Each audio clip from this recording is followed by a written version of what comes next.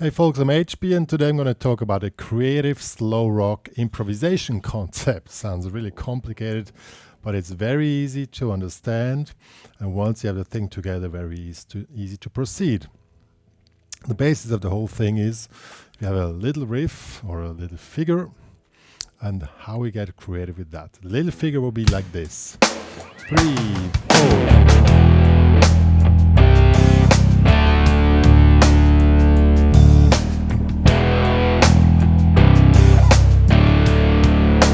Riff is really easy, or here's another part.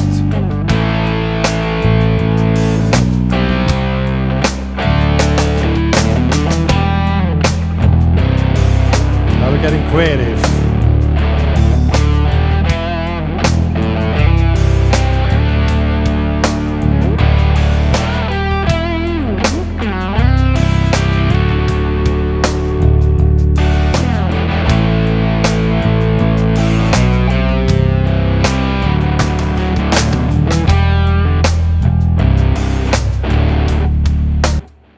Yeah, so did you hear the difference from the first very simple riff to a more creative thing? And I'm going to show how you understand what you're doing and find out what you can do with this and then start being creative. So let's get started. I switch off the delay now that you don't get distracted through the delay, and let's analyze first this little riff. We have 3 times E5, 1, 2, 3, 4, and 1, 2, 3, 4. So these are the main hit points. I call them hit points. On the 1 of the first bar, we play E5. 1, 2, 3. On the 3, we play a C or C5. On the 4, and we play a D5 or a D. 3 times. And then comes the second figure, A5. 1, 2, 3, 4. The C5 comes on 4 and the D5 or D comes on 2 end. Very common ways of making riffs, playing one chord on the beat and second one on the offbeat. So 1, 2, 3, 4, and 1, 2, and 3, 4. So these are the main patterns. Let's see how that works with the track. Very simple one. 1, 2, 3, 4, and 1, 2, 3, 4. 1, 2, 3, 4, and 1, 2, 3, 4. 1, 2, 3, 4, and 1, 2, 3, 4. 1, 2, 3, 4, and 1, 2, and 3, 4. So that was the main riff, which happens here. Now we start to be creative. How we do that? We can replace the E5 through a single note line like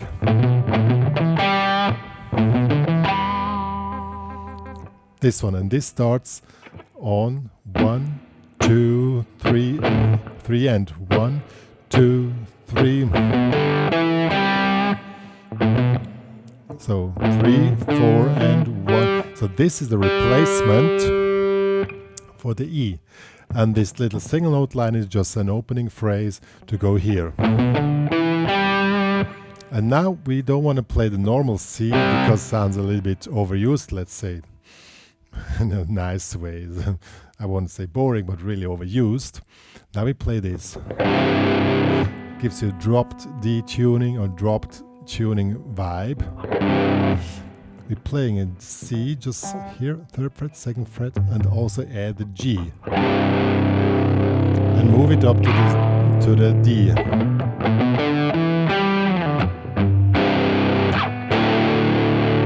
See, it sounds much cooler, much crunchier. Now, we make another opening phrase.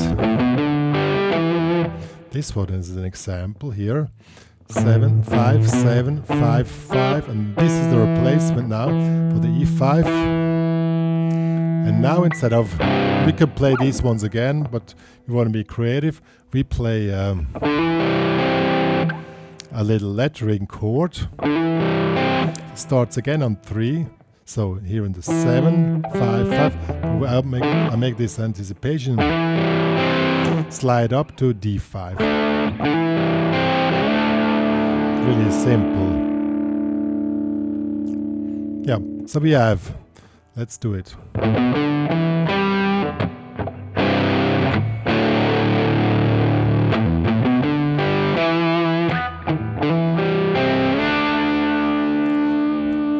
Now we play another single line, we play a solo, let's do like this.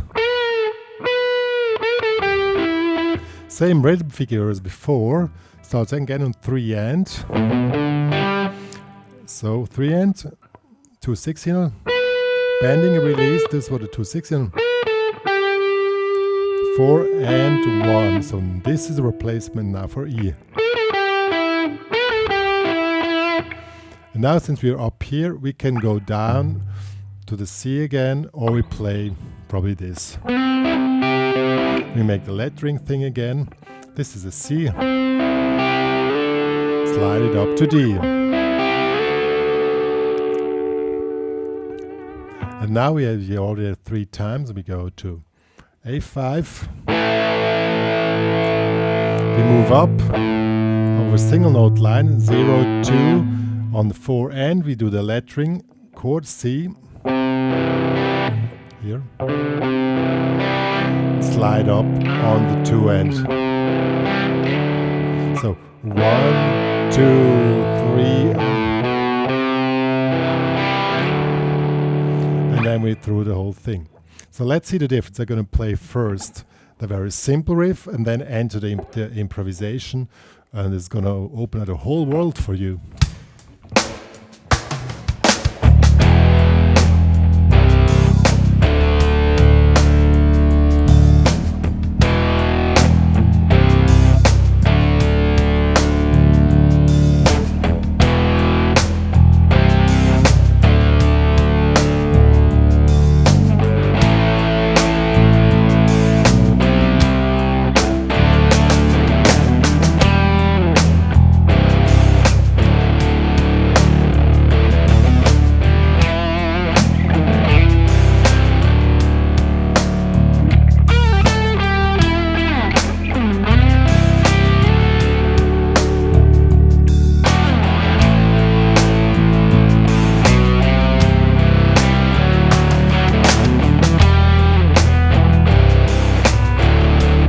Yeah, and so on. So this way, as explained, you can really open up your simple rock riffs and make more creative. If you want to go more into improvisation, you just keep the main thing going on. The main thing is this one here, the figure C on 3 and the D on 4 end. So you can do any kind of soloing if you want as a third part, but still add those chords. You can either add the boring ones, the normal, or the ones from the creative things which I showed, or mix them up as you like, but still keep them going on. I'm going to show how this is going to work. And as licks in between, you can play any stuff with the E minor pentatonics. So let's see.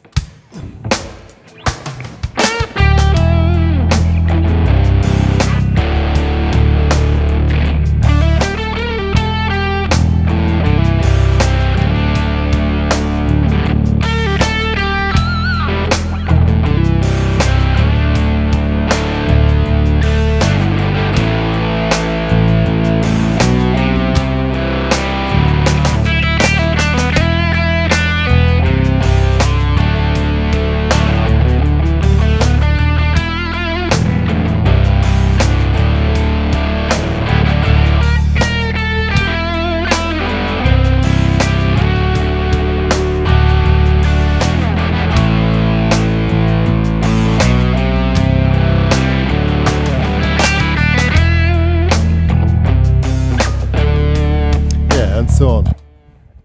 As I said, like when I'm playing, I always have the main figure going on in my head or in my ear, wherever you want, and I refer to it. So you even can play nothing and just quickly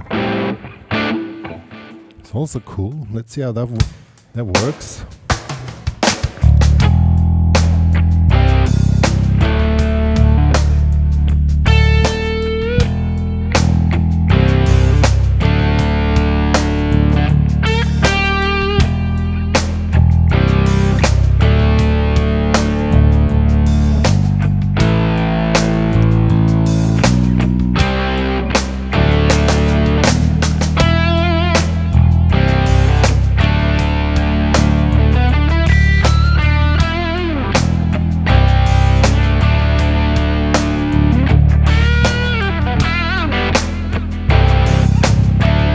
And so on. Now the trick is, this was more holding back than the other ones before. Thing is, now create a tension through the whole thing. Start it simple, go to a climax point, and then go back to a simple version. Now I'm going to play a longer version. We're going to do exactly this, building up from far behind to the max and going back. Always with the same thing in our minds. Let's see how that works. We start simple.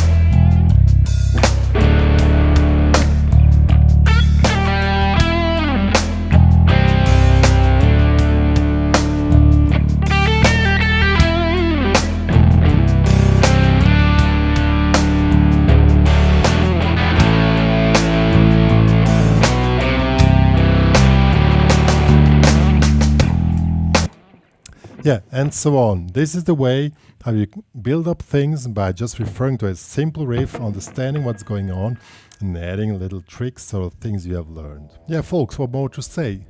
How do we become creative might be a question. Yeah, creativity is something which cannot really be taught. Either you are a creative person or not. Or you want to explore creative, but there's a way of getting into this world or understanding how you create emotionally. Start to listen to each chord, how it sounds to you, how you want to create, how you want to feel with this, what you're doing. How does this chord sound to you? For me, it sounds like brownish, really strong, like a I say muscle car, like with the colors, you know, this one. Also this one. Yeah. Listen, or like what this little figure says to you, how you want to express it, and what fits to this. I would say, well, I already tried, so I know that really fits. Listen to what you're doing.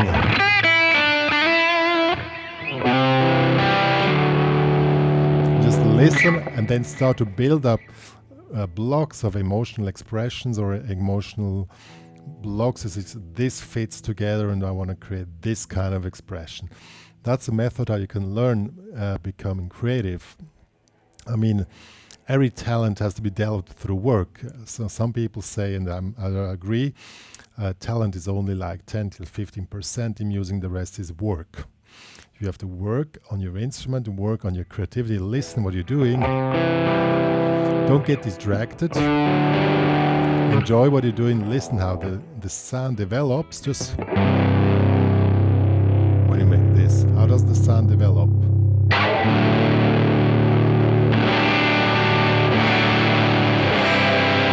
Now I play the full C chord. How does that sound? To the little C. And by really working out the differences between the sounds of each thing which you're learning, learn to just jungle around with all these little things and start to really have an emotional expression on the guitar. And that's the center of my HPCrazy Guitar Academy, on my diploma, which you can make on my online guitar school. Stuff like that is really the center part of it, how you want to create. Maybe go to my website to check that stuff out. It's really cool there.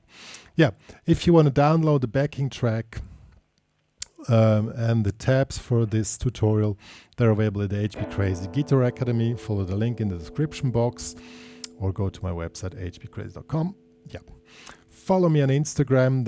I post like performance videos of what was learned here, stuff like that, or any other stuff, interesting stuff. Visit one of my guitar nights. It's cool to be there, meet me, also jam with me. It's very cool. One more to say. Follow me on Spotify, Facebook, on Google. I have a Google account. Well, check it out when you search for HPCrazy. Make me a review on Google Maps for the HPCrazy Guitar Academy. Yeah, me and Dr. Pink are now signing off.